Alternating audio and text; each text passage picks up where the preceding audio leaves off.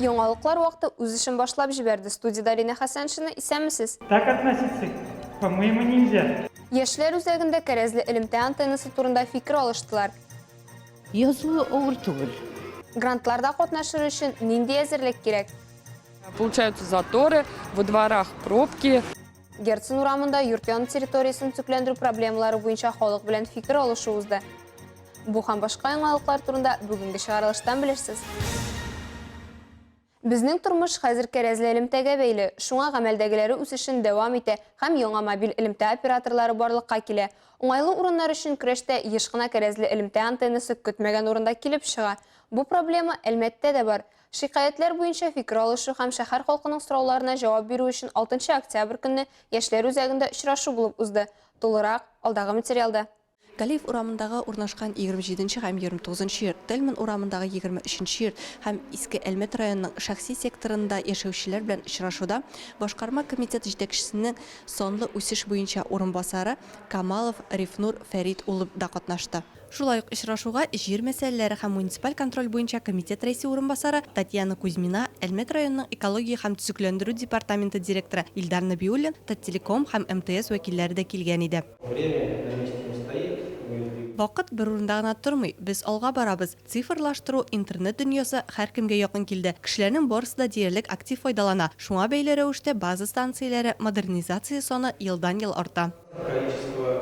Белгеч раслаганча, моның белән бер үк вакытта база станцияләре каршында акланмый торган курку да барлыкка килгән. Җайланмаларны урнаштыруга рөхсәт мобиль элемтә операторларын һәм магнит дулкыннары нурланучы башка җайланмаларны исәпкә алып бирелә. Санитар саклау зоналарын исәпләү иң беренче чиратта башкарыла. Аннары экспертиза үткәрелә. Шуннан соң санитар нормаларга туры килү турында Санпин бәяләмәсе языла. После того, когда базовая станция запущена, проводятся практически замеры. Галиев урамындагы яшәүчеләрне йорттан база станциясенә кадәр ераклык борчый. Тельман урамында яшәүчеләр база станциясенең урнашу урыныннан канәгать түгел. Берәр хәл булса, ул станцияне куйганда без газсыз калачакбыз. Аннары бездә ел әйләнәсе кыюда салкын су тулы, җәендә, кышында. Шуңа күрә без дренаж ясарга сорадык. Сез безгә тагын бу эшне дә өстисез. Әгәр ул елга үзәне буйлап барса, су тагын да күтәреләчәк. Так относиться, по-моему, нельзя. Минемчә, бу мәсьәләгә булай карарга ярамый. Монда аларның йорты янәшәдә генә тора, елга да бик якын урнашкан. Әгәр менә бу база станциясен куйсагыз, елгадагы су күтәрелеп авырлыклар тудырачак. Все в округе подвинется. Җир мәсьәләләре һәм муниципаль контроль комитеты рәисе урынбасары Татьяна Кузьмина билгеләп үткәнчә, бу урынны күчерү өчен нигезләрнең берсе булып тора.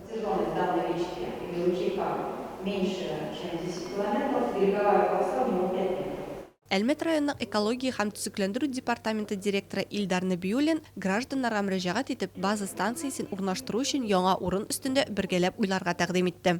Алсу Нуриева, Айдар Кабиров, яңалыклар вакыты, Луч Әлмәт телекомпаниясе. Сүз уңайыннан Әлмәт бизнесны үстерү өчен иң яхшы 10 шәһәр исемлегенә керде. КБ Стрелка халыкара консалтинг компаниясы Россиянең 100 меңнән 250 мең кешегә кадәр халкы булган кеше һәм урта бизнес үсеше өчен шартларны тикшерү нәтиҗәләрен бастырып чыгарды. Аның нәтиҗәләре буенча Әлмәт 8нче урынны алды. Беренче урында Мәскәү өлкәсендә урнашкан Красногорск шәһәре. Рейтингны төзүчеләр раслаганча, бизнес үсешенә икътисадны диверсификацияләү, креатив тармаклар барлыкка килү, шәһәр мохитының һәм транспорт инфраструктурасының сыйфаты йогынты ясый. 15 октябрьгә кадәр коммерцияле булмаган оешмалар Россия президенты грантын алу өчен гариза бирә алалар. 1 ноябрьдән Татарстан президент фондының мәдәни инициативалар конкурсы старт ала. Грантларда катнашыр өчен нинди әзерлек кирәклеген Алсу Амирова белеп кайтты. Хәзер ярдәм алыр өчен хөкүмәт тарафынан бик күп төрле грантлар бирелә. Бу грантлар алынганда ничек итеп гаризаны дөрес язарга, конкурсның шартларын ничек дөрес үтәргә, менә шушы методик белешмәләрдә күрсәтелгән. Грант ул бүгенге заманда үз эшен башкару өчен старт капиталы алырга мөмкинлек бирүче дәүләт ярдәме. Аның нәтиҗәсендә мисал өчен бизнеска киреп китәргә, хәйриячелек белән шөгыльләнә башларга була. Инициатив кешеләргә ничек итеп беренче адымнар ясарга кирәклеген Казан федераль университеты белгечләре аңлатты.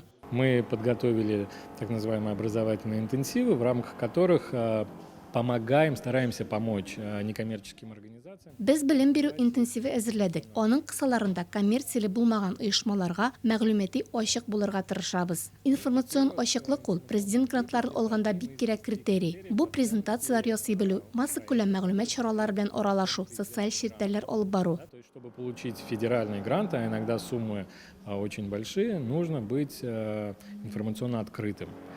Прежде всего, это работа в интернете, это умение публично выступать, это умение делать презентации, ну и общаться со СМИ. Менә Флора Дьяченко җитәкләгән авыр хәлдә калган кешеләргә ярдәм итүче коммерцияле булмаган оешманың грант алуда тәҗрибәсе бар. Язуы авыр түгел. Эшләгән эшеңне күрсәтәсең, нәрсә сиңа кирәк әйтәсең. Оннан соң нинди барьерны аласың килә. Шул барьерны алырга нинди мероприятиялар үтәр өчен язасың. Нинди мероприятияларга акча кирәк. Менә шушыны эшли алмыйм.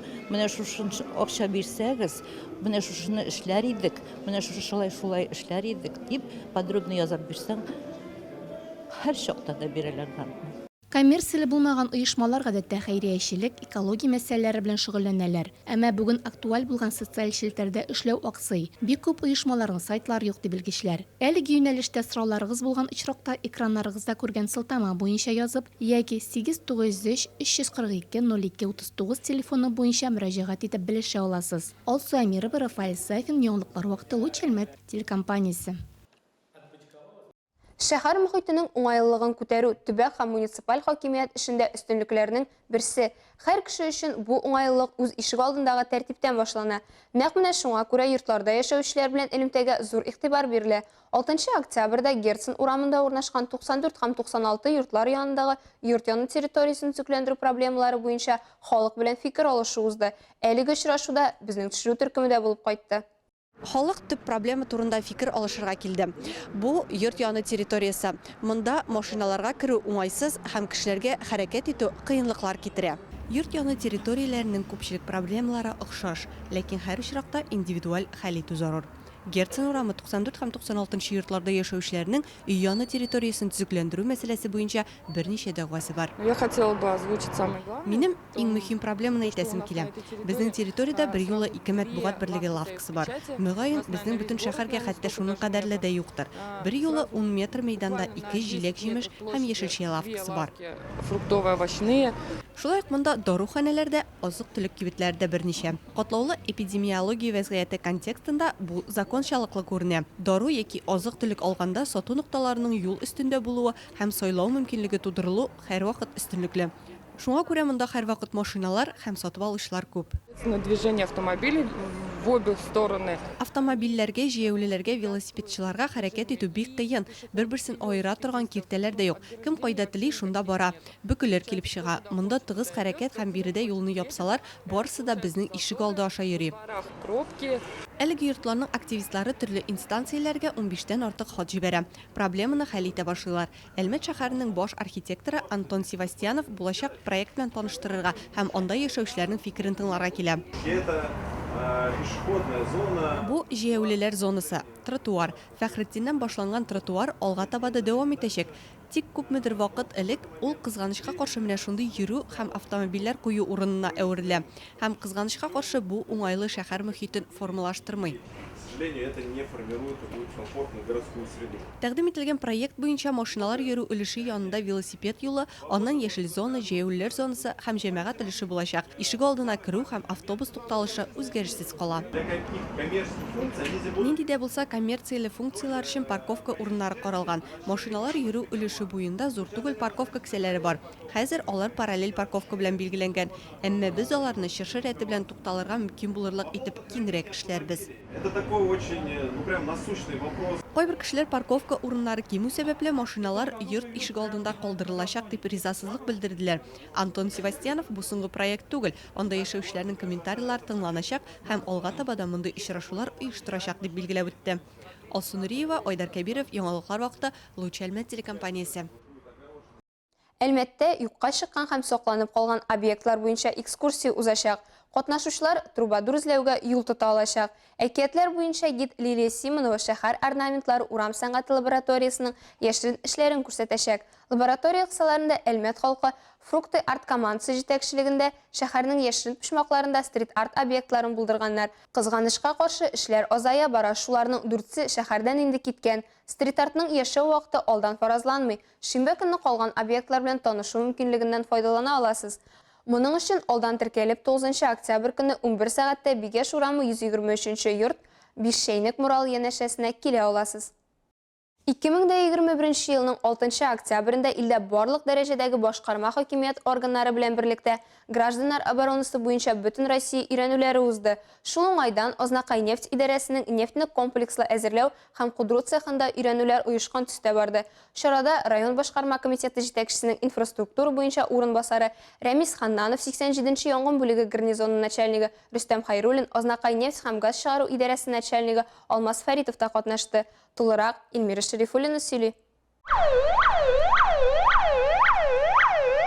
Өйрәнүләрнең төп максаты гадәттән тыш хәлләр булган очракта гражданлык оборонасы хезмәте һәм эвакуация органнарының дөрес һәм бердәм хәрәкәт итүләрен тәэмин итү. Азнакай нефть һәм газ чыгару идарәсенең нефтьне комплекслы әзерләү һәм кудыру цехы 1-нче класслы куркынычлылык объектына кертелә. Шуңа күрә өйрәнүләр өчен нәкъ шушы объект алынды. Территориядә түбәндәге куркынычлар бар. Нефтле сыеклыкның югары басымы, көч җайланмаларында югары басым, технологик җайланмаларда 200 градуска кадәр югары температура, шома өслек, төрле җанварлар килеп чыгу куркынычлары да бар. Өйрәнүләр үткәндә куркынычсызлык асбаплары кулланылды. Өйрәнүләрнең шарты буенча һава һөҗүме нәтиҗәсендә нефть агызу җайланмасы зарарлана. Һөҗүмнән вакытында саклану сәбәпле кешеләр зыян күрми. Әлбәттә, бу өйрәнүләр генә шулай булып калсын да, ләкин килеп туган гадәттән тыш хәлләргә без һәрвакыт әзер булырга тиеш дип белдерде 87-нче янгын бүлеге гарнизоны начальнигы Рөстәм Хайруллин. Бүгенге тормыш вазгыятендә мондый өйрәнүләр бер яклап объектлардагы көтелмәгән хәлләргә әзерлекне, ә икенче яклап халыкның уяулыгын сыный. Булып узган әлеге масштаблы чара да районның, халыкның, ире оешмаларның көтелмәгән хәлләргә никадәр әзер булуын күрсәтте. Оештыручылар белдергәнчә, Азнакай районы гадәттән тыш хәлләргә әзерлек сынавын уңышлы узды. Илмира Шәрифуллина, Рөстәм Әкбәров, Яңалыклар вакыты, Луч Әлмәт телекомпаниясе. Ә хәзер без кыска вакытка рекламага бүленәчәкбез. Алга таба безнең чыгарылышта Бүген без Убархага килдек. игелекле эшләр десанты Әлмәттә. Яшь тамашачылар телекомпаниябызда кунакта. Пожилой? Ну что вы, посмотрите. Каналыбызда өлкәннәргә багышланган чираттагы конкурс. Реклама тиз узачак. Безнең белән калыгыз. Бөгелмәдә полицейскийлар караклыкта шикләнүчене тоткарлаган. Ул гамәлдә булмаган автомобиль дәүләт номерларын саткан. Волгоградта яшәүче 26 яшьлек ир үзенең кара эшләрен интернет челтәре аша башкарган. Тулырак алда сөйләрбез. Җинаятчы 1 ел дәвамында интернетка автомобиль номерларын сату турында ялган белдерүләр урнаштырган. Ул сатып алучылардан алдан түләүне сорап, электрон янчыкка акча күчерүне таләп иткән. Акча алганнан соң элемтәгә керүдән туктаган. Социаль челтәрдәге аккаунтын алып аткан һәм башка исем астында яңа битләр ачкан. Полицейскийлар иратның 8 караклык фактына катнашы барлыгын ачыклады. Җинаятчы корбаннарына 200 мең сумнан артык гомуми зыян китергән. Тоткарланган кешегә карата Россия Федерациясының Җинаят кодексының 159 статьясындагы 2-нче өлешендә каралган җинаят билгеләре буенча җинаят эше кузгатылды. Шомафины 5 елга кадәр иректән мәхрүм итү җәзасы көтә. Айгөл Шәрәфиева, Максим Рехачев, Әлмәт Луч телекомпаниясе, Яңалыклар вакыты. Берәүләр караклыкта булган вакытта икенчеләрнең күңеле изгелектә. Мисал өчен, Әлмәт районында игелекле эшләр десанты хәрәкәтендә катнашучы егет-кызлар Шишмә авыл территориясын җыештыралар. Алар төрле республика уку йортларында укыйлар. Студентлар отряды вәкилләре аларны яхшылык эшләргә теләүләре берләштерә. Чираттагы шундый өмә Ямаш авылы җирлегендә Изгеләр шишмәсендә узды. Ямаш авыл янындагы Изгеләр шишмәсенә 1729 елда нигез салына. Бу урынга борынгыдан ук дога кылырга теләктәр теләргә йөргәннәр. Гүзәл ханым Галиуллина бу урынга Казаннан кайтышлы юлдагы күрсәткечне күреп килә. Үзләре Октябрьск шәһәреннән. Татарстаныбызда матур урыннар барлыгын белә идем, тик бу кадерлеген беренче күрүем ди ул. Накышады, спокойствие прям, күңеллек шундый прям вот шундый такое, вы знаете, чувство удовлетворения, спокойствия, как будто вот время остановилось. Мна, шивая прям как будто вот так все для тебя. Кунак изгеләр шишмәсен җыештыручы яшьләрне күреп тә гаҗәпләнде. Алар барысы да игелек кыл хәрәкәтендә катнашучы волонтерлар. Делаем добрые дела просто за благодарные слова. Бүген без убырга килдек. Сезгә булышырга добро безнең акция Десант добрых дел называется.